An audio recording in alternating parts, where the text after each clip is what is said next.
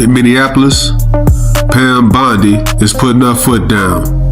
And the foot soldiers, the agitators, the ones that stormed that church in Minneapolis are all getting cuffed. The Justice Department arrested 3 ICE agitators that stormed that church.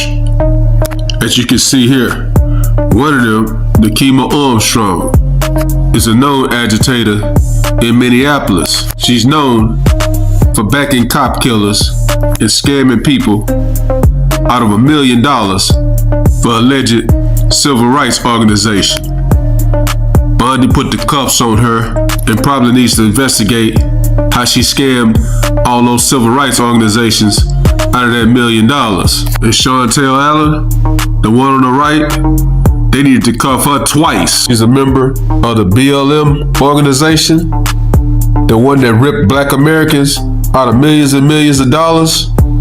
And she's part of the school board. And let's see how long she holds that seat now that Pam Bondi put them cuffs on her. We can't forget about this beaut in the middle, the one with the beard, also known as the woke farmer. Not sure what his career is other than running around stalking ICE agents and causing all kind of problems in Minneapolis.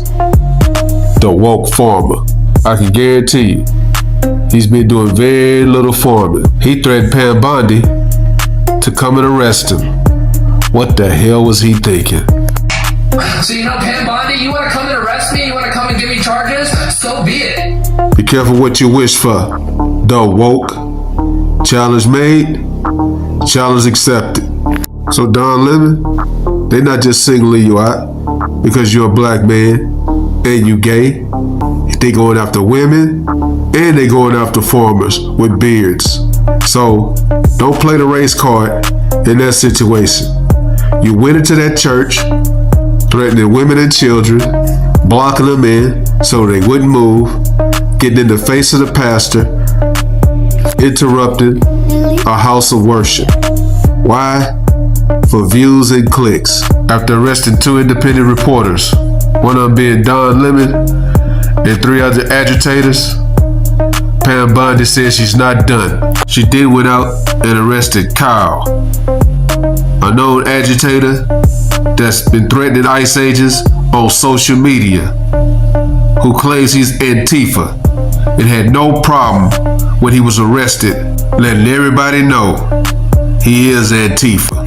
We want to know who they are. We will identify every single one of them, and we will prosecute them to the full extent of the law. And if that has to be done at the barrel of a gun, then let us have a little fun. This is not a joke. There's nothing fun to chant about it. Get your guns and stop these people. Despite being doxxed and threats going up over 8,000%, Democrats refuse to fund DHS and want ICE agents to take their mask off. Otherwise, they shutting the government down again. On February 13th, AG Pam Bondi joins Lara Trump in an exclusive interview to discuss how she's going to get these death threats under control involving ICE agents.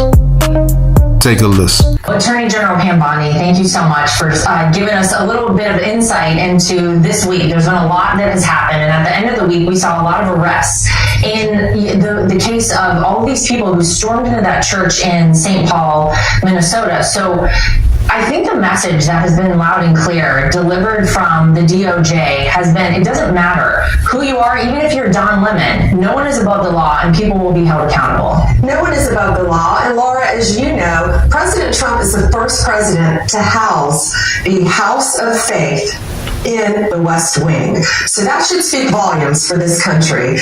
And what happened? It was January 18th. It was a beautiful, icy Sunday morning. You had a congregation getting ready to go to church.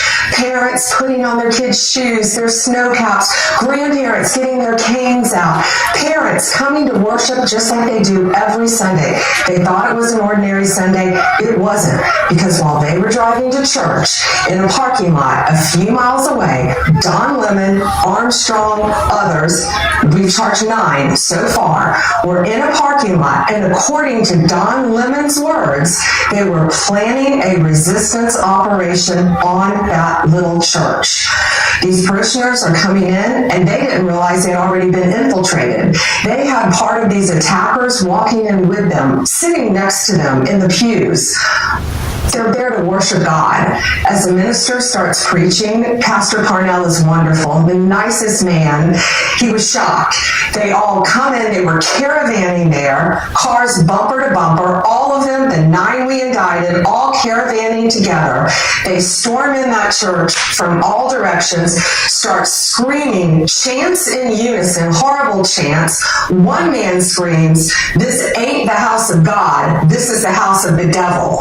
A little girl later recounted that she thought her mom and dad were going to be killed. Parents were blocked from getting upstairs to get their children out of Sunday school. Some of the lucky women ran out the side door, falling on the ice, legs up in the air. One woman hurt her arm so badly she had to go to the hospital. Parishioners were blocked from exiting the church. Don Lemon, on video, blocked one of them, screaming, yelling at the pastor. That's illegal in this country. When we say God bless America, we mean it. We're going to protect America. And if you do that in any house of worship in this country, we're going to find you, we're going to indict you, and I'm going to prosecute you. And for the people who out there say, oh, they had a First Amendment freedom of speech, they had a right to be there, what's your response to that? Title 18 prevents that. That's not accurate. This is a house of worship. You also have a First Amendment right to worship freely and safely. On a Sunday morning, all of those parishioners, so many of them thought they were going to be involved in a mass shooting. They didn't know what was happening. People have the right to go to church, to synagogue, to a mosque, wherever you worship, and feel safe while you are there. And under the Donald Trump administration, we're going to make that possible for them. Well, you've been there on the ground in Minneapolis. You've physically seen what's been going on there. What is your message to the people who are still trying to impede law enforcement from doing their job? And what is your response to, I think we just learned today that Keith Ellison, the AG there in Minnesota, was not successful in terms of blocking ICE operations in the state. Yeah, moments ago, a Biden-appointed judge actually ruled in our favor. Keith Ellison was trying to block all the ICE operations from continuing to take place in Minnesota. The judge ruled against him. We're going to follow the law. We're going to carry out the law. We're going to keep the people of Minnesota safe. We're going to keep all of our houses of worship safe. And if you try to pull this stunt again, we're going to prosecute you. And we're going to go after all the hundreds of millions of dollars of fraud. The vice president is all over this with us. And so is the president, of course. And we're going to come after all of them. They better be careful. Donald Trump has been given a mandate by the American people, and that's why he got voted in office, to make those borders safe and get these illegal, undocumented, MS-13, drug dealing, sex traffickers out of the United States. Period. And Pam Bondi has got the green light from Donald Trump to do whatever it takes to get this job done. Let me know what you guys think. Drop a comment, like, comment, subscribe. Follow God, not culture.